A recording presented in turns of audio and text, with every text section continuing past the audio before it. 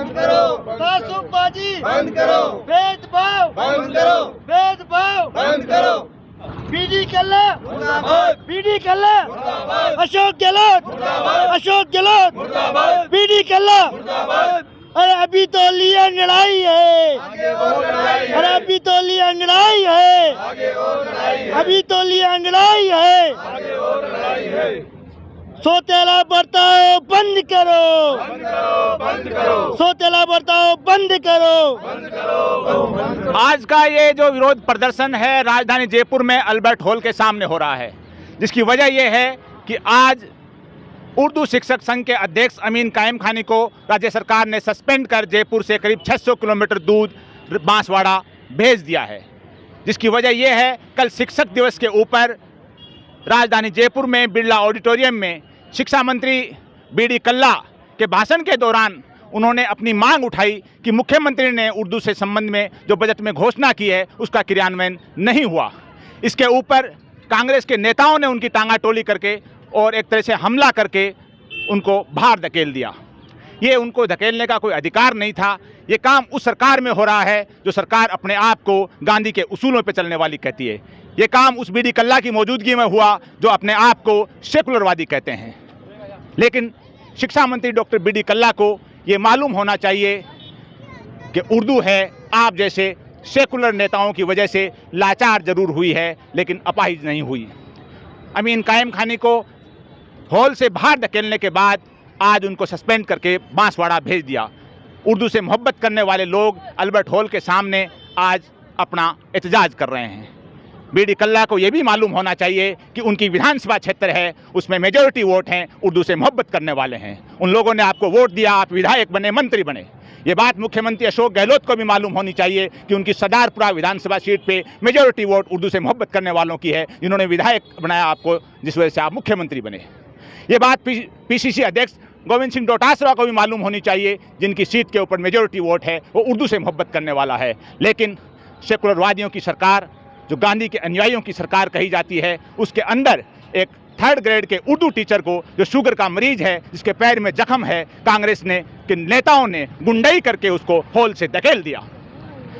सरकार को होना तो ये चाहिए था कि मुख्यमंत्री अशोक गहलोत, शिक्षा मंत्री बीडी कल्ला और पीसीसी अध्यक्ष गोविंद सिंह डोटासरा से, उर्दू शिक्षकों से, उर्दू से मोहब्बत करने वालों से माफ़ी मांगनी चाहिए थी। लेकिन माफ़ी तो दूर की बात, उन्होंने सुबह सुबह उस टीचर को सस्पेंड करके बांसवाड़ा भेज दिया।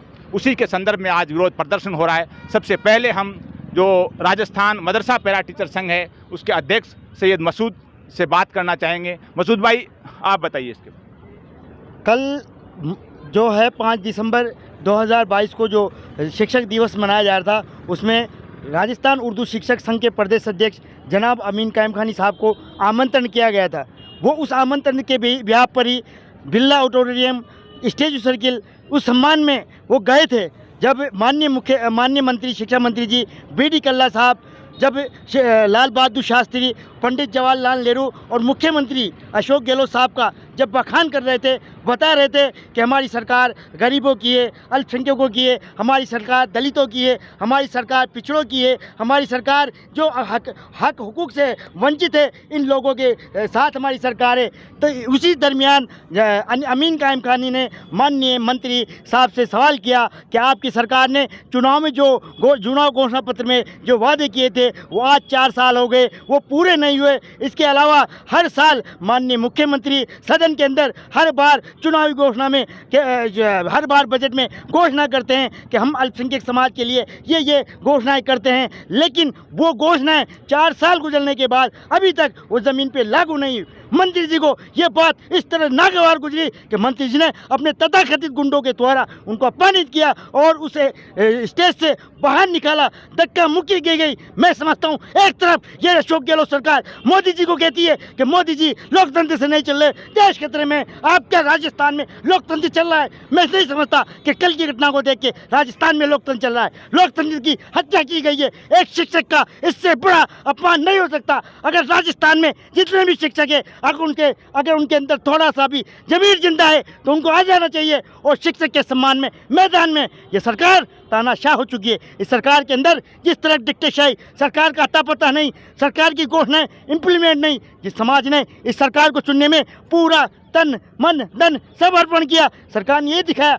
लेकिन मैं कह देना चाहता हूँ BD कल्ला साहब और अशोक गहलोत साहब, आप डरा सकते हो जो जुम्मन है, जो अब्दुल है, जो दरी बिछाने वाले, आपकी आज के प्रदर्शन, आप मर सकते हैं। आज के प्रदर्शन में हमारे समाज में अगर आज के प्रदर्शन में मुख्य मांग क्या आपकी? मुख्य मांग आज के हमारे प्रदर्शन में यह है कि जो सरकार ने अपने चुनावी घोषणा पत्र में और जो 4 साल के बजट में जो घोषणाएं की है उसको इम्प्लीमेंट किया जाए और अमीन कायम खानी के साथ जिस तरह का व्यवहार किया जाए, उन गुंडों से माफी मंगाई जाए और सरकार ससम्मान उनको बहाल करे। वरना मैं चेतावनी देना चाहता हूं कि सरकार कोई भी सार्वजनिक राजस्थान में प्रोग्राम नहीं कर पाएगी। हमारे बीच जमात इस्लामी हिंद राजस्थान के अमीर हल्का नाजिमुद्दीन साहब हमारे बीच तशरीफ़ फरमा है। नाजिम साहब से हम जानना चाहेंगे कि कल का जो घटनाक्रम हुआ है उसके बाद में मास्टर अमीन साहब को सस्पेंशन हुआ, उसके लिए क्या कहेंगे? देखिए, कल अमीन कायम खानी साहब जो उर्दू शिक्षक संघ के ज़िम्मेदार भी हैं और उर्दू के लिए और भी दूसरे जायज़ बातों के लिए वो आवाज़ उठाते रहते हैं, बराबर प्रयास करते हैं, सरकार को याद दिलाते रहते हैं। कल एक प्रोग्राम में जो भी हुआ, उन्होंने इस बात की कोशिश की कि वो सरकार को अपनी ज़िम्मेदारी याद दिलाएं, सरकार को बताएं कि आपने बजट में जो घोषणाएं की हैं उन घोषणाओं को पूरा करो। उर्दू शिक्षकों के बारे में और भी जो चीज़ें, किताबों के बारे में जो भी वो बात कहना चाहते थे, अगर वो अपनी बात कह रहे थे तो उनकी बात को सुनना चाहिए था।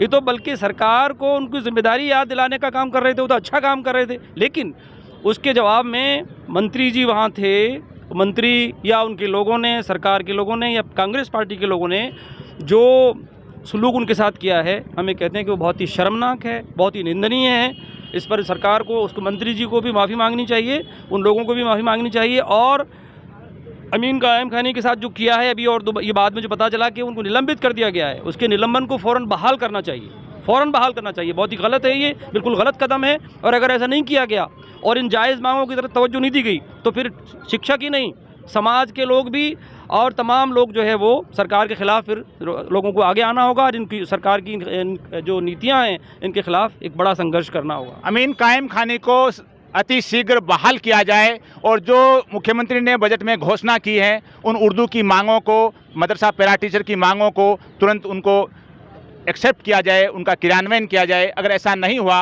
तो समाज पूरा का पूरा सड़कों पे आएगा, कांग्रेस का और कांग्रेस के नेताओं का विरोध करेगा, ऐसी भावना है। हमारे बीच जी जावेद साहब, MIM के जो स्टेट कमेटी के मेंबर हैं एडवोकेट जावेद साहब जी। देखिए, जिस तरह की घटना कल बिरला ऑडिटोरियम में हुई थी, मैं माननीय मुख्यमंत्री अशोक गहलोत जी से और BD कल्ला जी शिक्षा मंत्री हैं, उनसे कहना चाहता हूं कि बहुत साल हो गए हैं, सन 47 से लेकर 2022 तक इस देश के मुसलमान ने, गरीब ने, अगड़े ने, पिछड़े ने आपकी सरकारें बनाई हैं।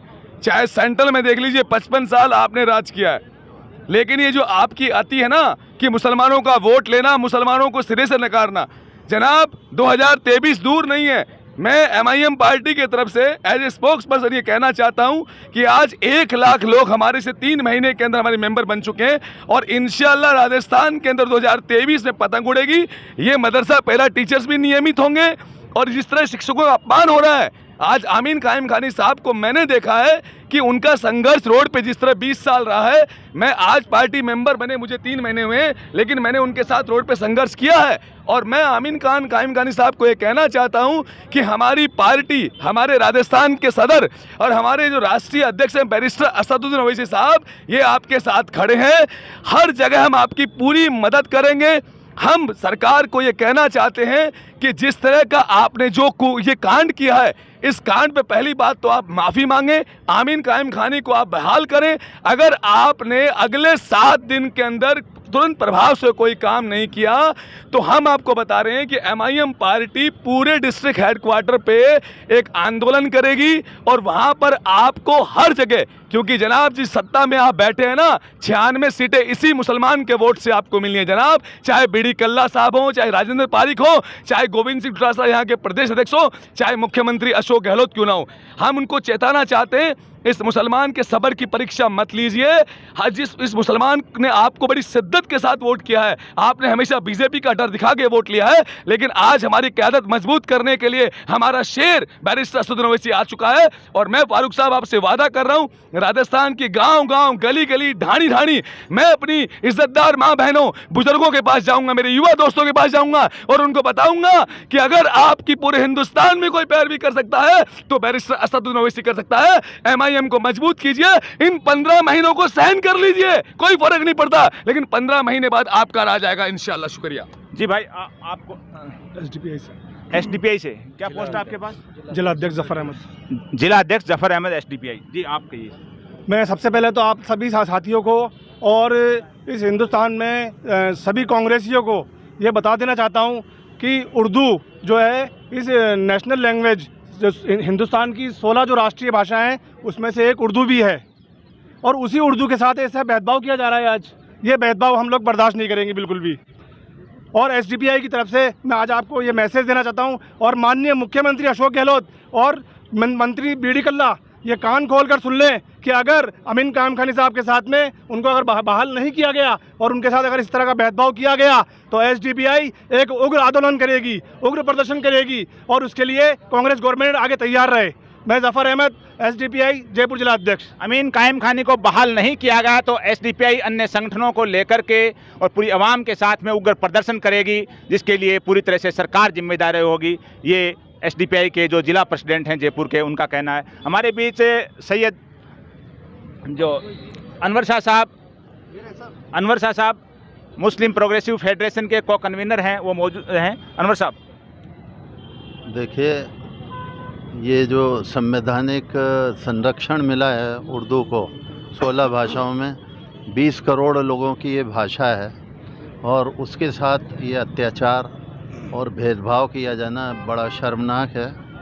यहाँ के मुख्यमंत्री श्री अशोक गहलोत और यहाँ के शिक्षा मंत्री श्री बीडी कल्ला साहब, जिन्होंने जो चुनावी जो मैनिफेस्टो था उसमें यह आश्वासन दिया था कि उर्दू का प्रोत्साहन किया जाएगा, और उर्दू को जो है प्रोत्साहन तो दूर की बात है, पाठ्य पुस्तक जो हैं वो तक उपलब्ध नहीं है बच्चों के। मैं माइनॉरिटीज़ इंस्टीट्यूशनल वेलफेयर सोसाइटी का अध्यक्ष भी हूँ, जिसमें तकरीबन 2.25 लाख मुस्लिम बच्चे पढ़ते हैं। तो उन बच्चों को हम अपने स्तर पर ही उर्दू की व्यवस्था कर रहे हैं। ये सरकार के लिए बड़ी शर्मनाक बात है।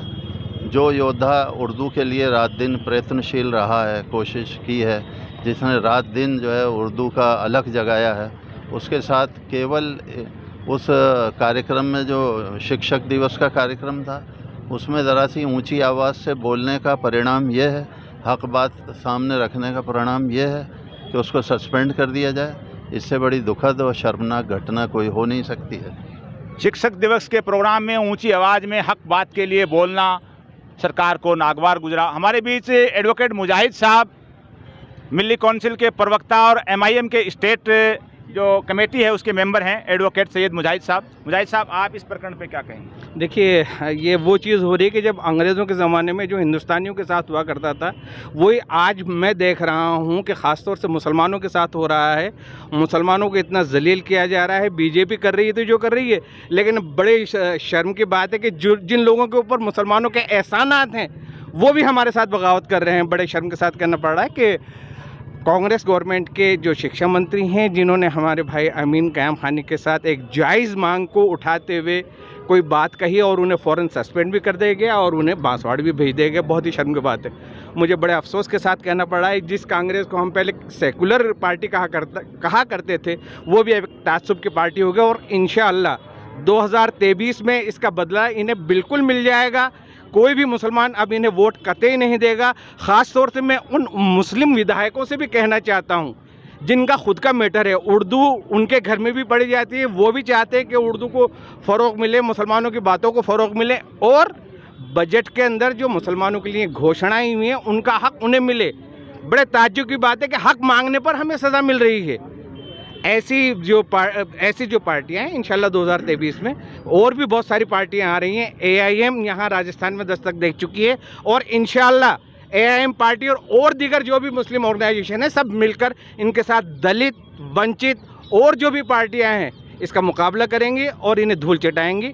मैं दरख्वास्त करता हूं हमारे मुख्यमंत्री अशोक गहलोत साहब से कि इस निलंबन को फौरी तौर पर निरस्त किया जाए और उन्हें वापस बहाल करके उन्हें वहीं पोस्टिंग दी जाए। शुक्रिया। निलंबन को फौरन वापस लेके आया जाए, बहाल किया जाए और 2023 के अंदर ये तमाम तर पार्टियां हैं ये एकजुट होकर के हक की आवाज़ को दबाने वालों के खिलाफ अपनी आवाज़ बुलंद करेंगी और चुनाव के अंदर ये ऐसी पार्टियों को हरवाएंगे। हमारे बीच जी भाई परवेज MIM से परवेज साहब हैं हमारे बीच। जी परवेज साहब, जिस तरीके से 100% हम लोगों ने जो एक गुनाह किया है, सबसे ज़्यादा वो कांग्रेस को 100% वोटिंग करके किया है। कांग्रेस को जितना वोट मिलता है उसका 50% वोट माइनॉरिटीज़ से आता है और माइनॉरिटीज़ के इश्यूज़ को उठाना जो है वो कोई गुनाह नहीं है। अगर ये गुनाह हमने किया है तो इससे हमें सबसे पहले तौबा करनी चाहिए और आगे 2023 में हम इसको इंशाल्लाह इनको सबक सिखा देंगे।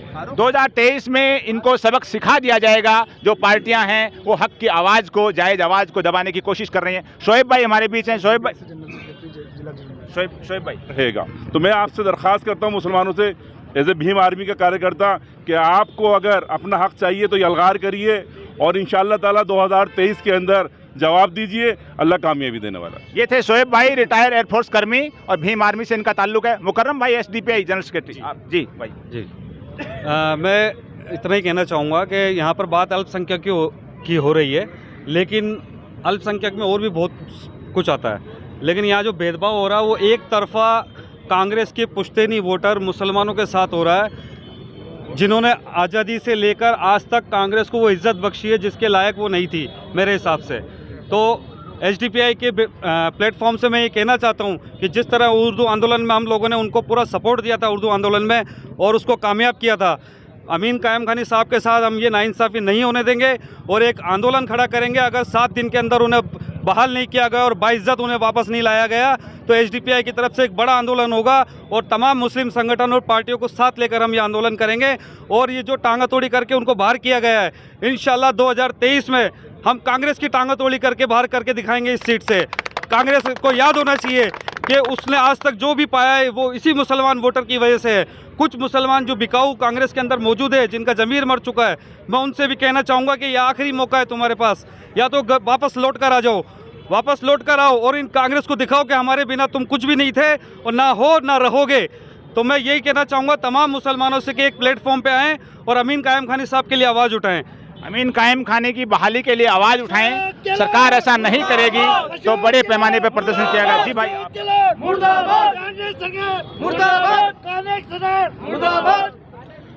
मैं खुर्शीद अनवर हूँ, तहरीक उर्दू राजस्थान का जनरल सेक्रेटरी, इसके अलावा उर्दू बचाओ आंदोलन का प्रदेश संयोजक।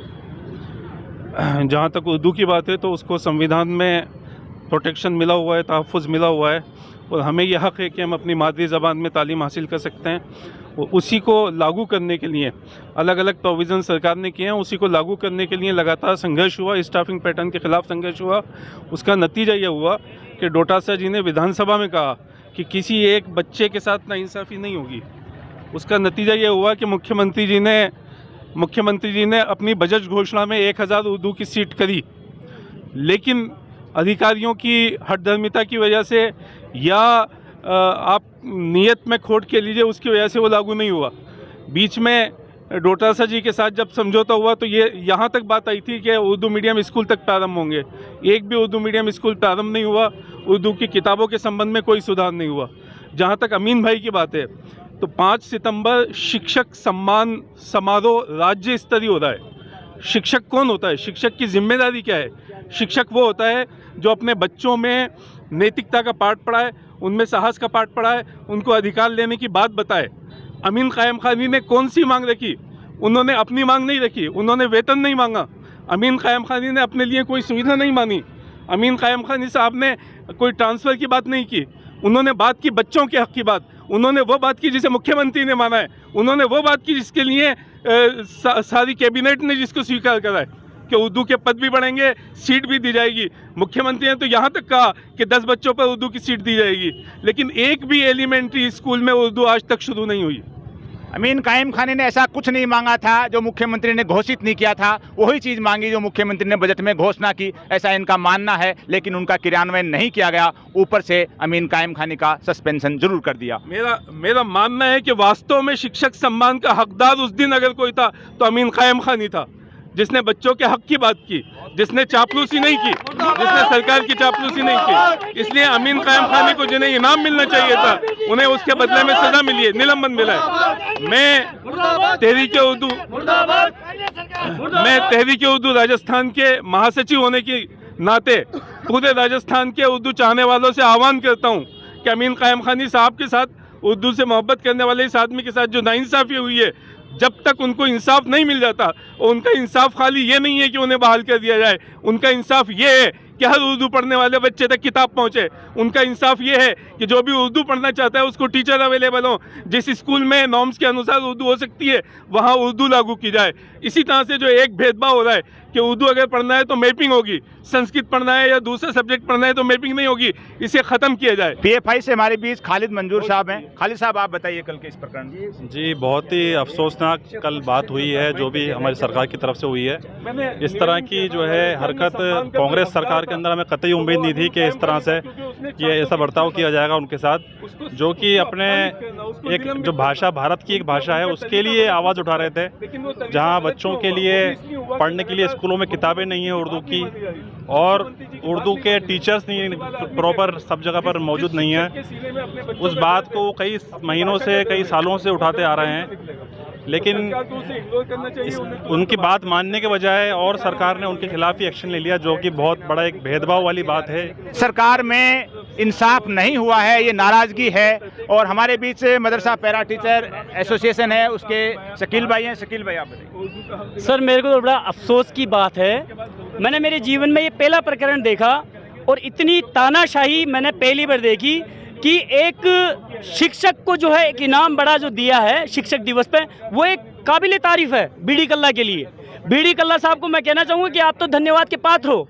आपने शिक्षकों से नहीं पढ़ा, अगर शिक्षकों से अगर पढ़ते तो ये सा व्यवहार नहीं करते। अगर आप शिक्षकों से पढ़ते तो एक शिक्षक को जो है सवाल करने के ऊपर आप उनको जो उठा करके बाहर नहीं फिकवाते। अगर शिक्षक से पढ़ते तो आप में इतने मैनर्स होने चाहिए कि एक शिक्षक को न सवाल करने पर आप ये हाल कर रहे हो, तो आप कहीं ना कहीं बिल्कुल तानाशाही पर उतर गए हो।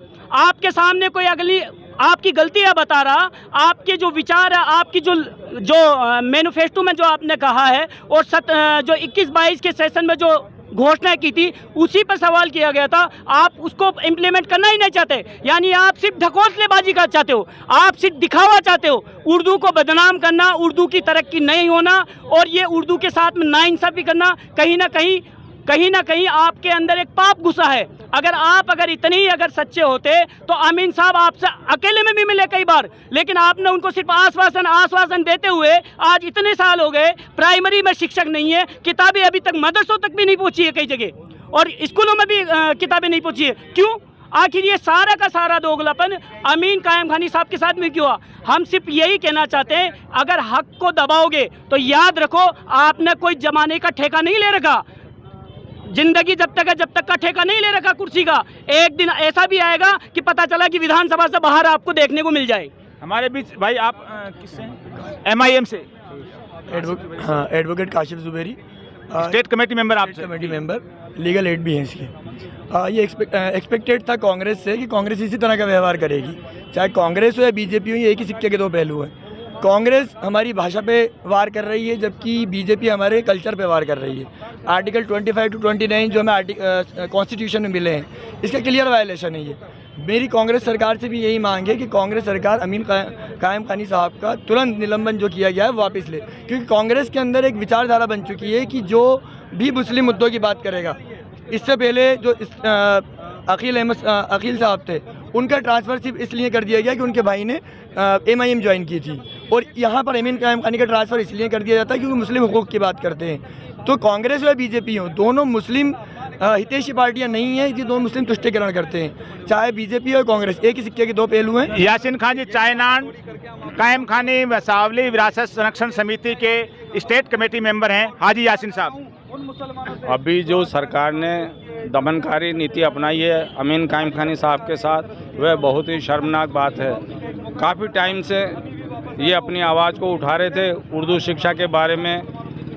हमारे यहाँ जालूपुरा में भी ये स्कूल थी, लेकिन उसको इन्होंने सरकार ने बंद कर दिया। उसके बारे में भी कहा, और भी जयपुर शहर में व राजस्थान में जहाँ जहाँ भी उर्दू के इदारे थे वहाँ से उर्दू शिक्षा को इस सरकार ने, जो अपने हमदर्दी का दम कहती है, उसके बावजूद इस सरकार ने वहाँ से उर्दू को हटा दिया गया। जहाँ की 90% के बच्चे मुस्लिम समुदाय के हैं, उसके बावजूद भी इस सरकार ने, आपके हिसाब से बहुत बड़ी नाइंसाफी हुई है? बहुत बड़ी नाइंसाफी की है सरकार ने, और ये कर ही रही है। धीरे धीरे बंद करो, सोतेला बर्ताव बंद करो, बंद करो, बंद करो। हल्ला बोल, हल्ला बोल। तुम बोलो, मैं भी बोल। जी, हमारे पास बाबू भाई फरीज वाले MIM के जो एक्टिव मेंबर हैं। बाबू भाई, हल्ला बोल, हल्ला बोल। आज मैं राजस्थान की जनता को मुबारकबाद देना चाहता हूं कि जिस सरकार को मुसलमानों ने चुन के भेजा, आज उर्दू को आवाज़ देने वाला 25 साल से यासीन खान साहब को सस्पेंड करके, तानाटोली करके उस बंदे को जयपुर से और बाहर भेज देना, ये बहुत ही शर्मनाक घटना है। बहुत बड़ी शर्मनाक घटना हुई है। मैडम, आप बताइए, आप उर्दू शिक्षिका हैं, कि ये कितना बड़ा भेदभाव हुआ है? जो भी अमीन के साथ हुआ है वो इस बात का सबूत है कि कांग्रेस में लोकतंत्र बिल्कुल नहीं बचा है। ये लोग आवाज़ों को दबा रहे हैं और हमें दीवार से लगा रहे हैं, लेकिन इन्हें नहीं पता है कि दीवार से लगाएंगे तो वी बिकम टाइगर नाउ।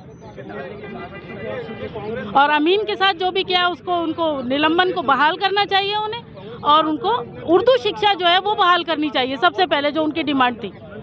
आप लोगों की डिमांड है वो पूरी हुई नहीं अभी नहीं हुई है। पहली से 5वीं तक जो उन्होंने उर्दू को ख़त्म किया है, और जिस तरह वो हर साल हमें संघर्ष करवाते हैं, कभी पेपर नहीं देकर, कभी किताबें नहीं देकर, कभी नाम नहीं देकर के उर्दू का कहीं नाम हो, कुछ नहीं होता, सिलेबस में नहीं होता, किसी चीज़ में नहीं होता पहली से 5वीं। आप कौन सी स्कूल में किस पोस्ट पर हैं? मैं तो VRS ले चुकी हूँ, पहाड़गंज स्कूल से। पहाड़गंज स्कूल से VRS ले चुकी हैं, रिटायर उर्दू टीचर हैं आप? अभी फिलहाल ही लिया है जी। कारी साहब, उर्दू के दुश्मन जी, बड़े अफसोस की बात है कि कल जो हमारे अमीन भाई के साथ में जो बर्ताव हुआ है, बहुत ही बेशर्मी का बर्ताव किया। जिस तरीके से कल शिक्षक दिवस मना रही थी सरकार, और शिक्षक के ऊपर इस तरीके से बदतमीज़ी की गई, और जो शिक्षा, अपना आप को शिक्षा मंत्री हैं, उन्होंने जो हमारे अमीन भाई एक शिक्षक के ऊपर जो गुंडों से हमला करवाया है, वो बहुत ही शर्म की बात है। जो शिक्षक दिवस के मौके पर वहाँ शिक्षकों का प्रोग्राम चल रहा है और गैर शिक्षक वहाँ किस तरीके से पहुँचे, क्योंकि इसमें हमें लगता है कि इसमें बीडी कल्ला की सोची समझी साजिश है और उन्होंने ये काम किया है। हम ये चाहते हैं कि जिस तरीके से हमारे अमीन भाई के साथ में जो ये बर्ताव किया है, उनसे जो जिन्होंने किया वो माफ़ी मांगे और सरकार उनको जल्द से जल्द उनको बहाल करे। आज के इस विरोध प्रदर्शन में हमारे बीच तंजीम मिल्लत के सरबराह हाफिज मंजूर साहब हैं। हाफिज साहब, आप इस बारे में क्या कहेंगे जो इनका कल उर्दू टीचर संघ के जो प्रेसिडेंट हैं अमीन कायम खान ने उनको सस्पेंड किया और उनको वहाँ से टांगा टोली करके हॉल से बाहर फेंक दिया गया? देखिए, ऐसा है कि इस गवर्नमेंट ने बजट सेशन में कुछ वादे किए थे और इतना टाइम गुजरने के बाद भी वो वादे पूरे नहीं किए गए। अमीन कायम खानी जो उर्दू शिक्षक संघ के अध्यक्ष हैं, उनके ज़रिए से इस बीच बहुत सारी कोशिशें होती रहीं और मजबूर होकर के कल उन्होंने शिक्षक दिवस के ऊपर एहतजाज किया। इस पर किसी भी मामले पर एहतजाज करना जो है हर शहरी का हक़ है। उस हक़ का इस्तेमाल करते हुए उन्होंने एहतजाज किया था। सरकार को उस एहतजाज को संजीदगी के साथ लेना चाहिए था और जो नाकाम रही है या जो काम नहीं कर पाई है उसकी तरफ तवज्जो देनी चाहिए थी।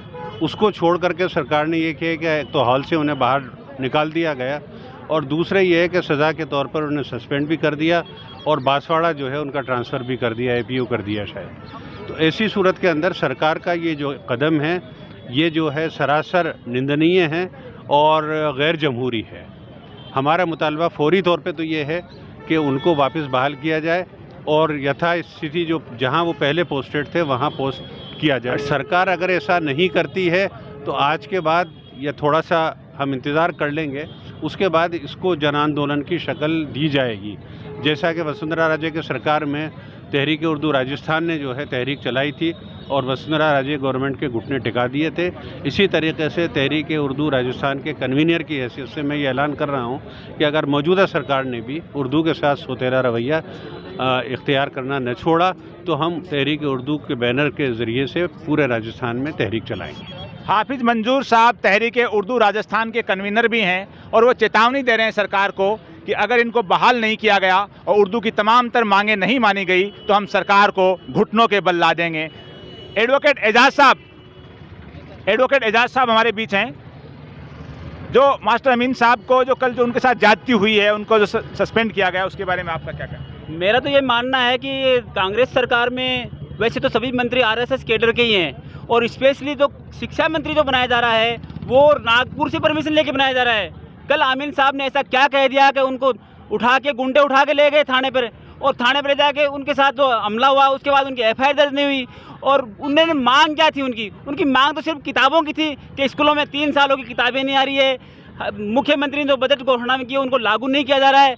स्पेशल कोई मांग थी भी नहीं, जो सरकार ने घोषित कर रखी थी वही मांग थी। फिर भी जो आरएसएस माइंडेड जो नागपुर से सिग्नल मिल रहे थे उस सिग्नल के हिसाब से आमीन कायम खानी को पहले निलंबित किया गया है और फिर काला पानी सजा के बतौर उनको बांसवाड़ा भेजा गया है। हम इस कृत्य की निंदा करते हैं और इसका एक इलाज है, इलाज सिर्फ यही है, हम लोकतांत्रिक देश में रह रहे हैं, हम लोकतांत्रिक देश में रह रहे हैं, हमें सिर्फ एक ही अधिकार मिला हुआ है, वोट की चोट।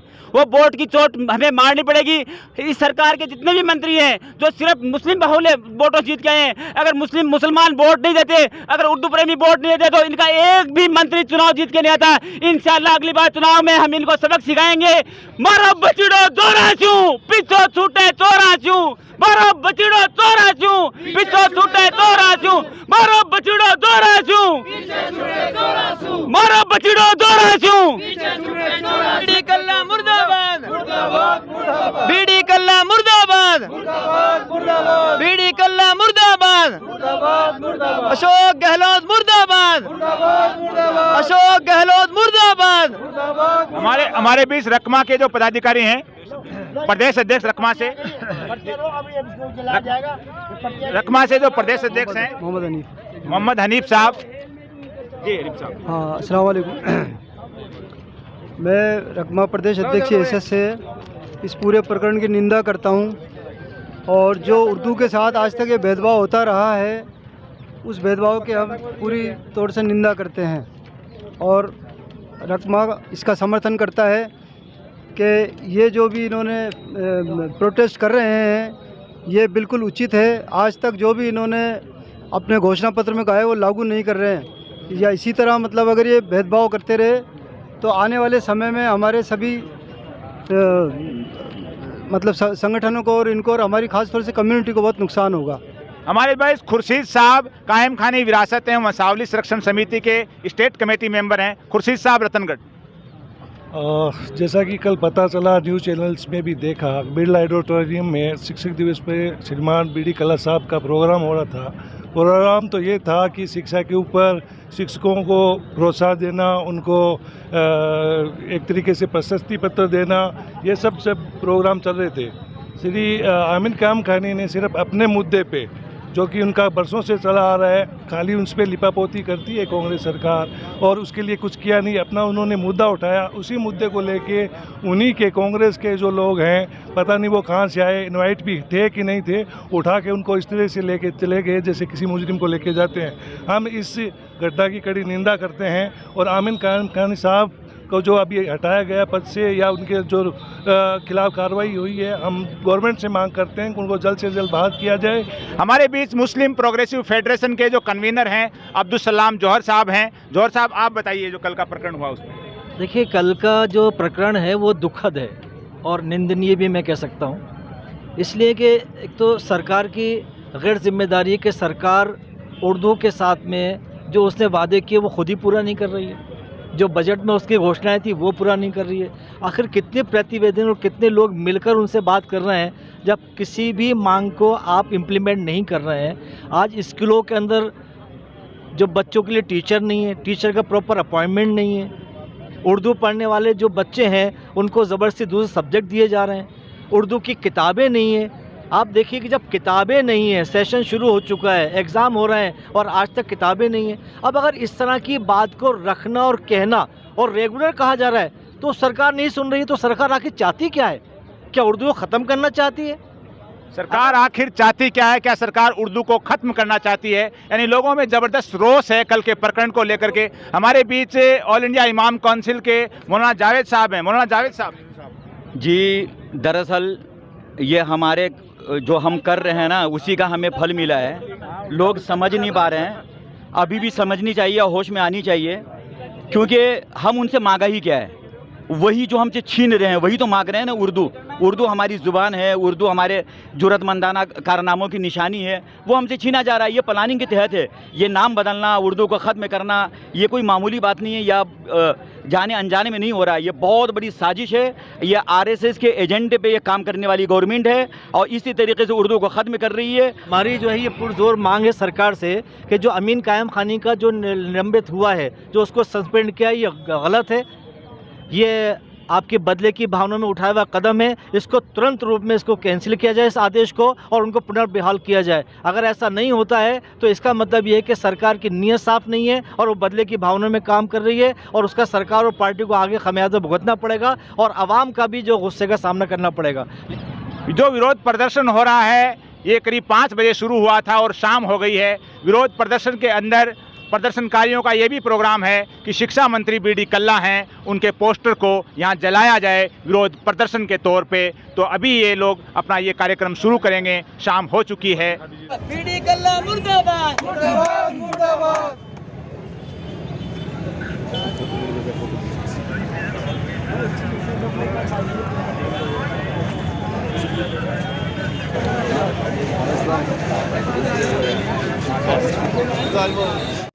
आज के इस एपिसोड में बस इतना ही। जय हिंद, जय भारत।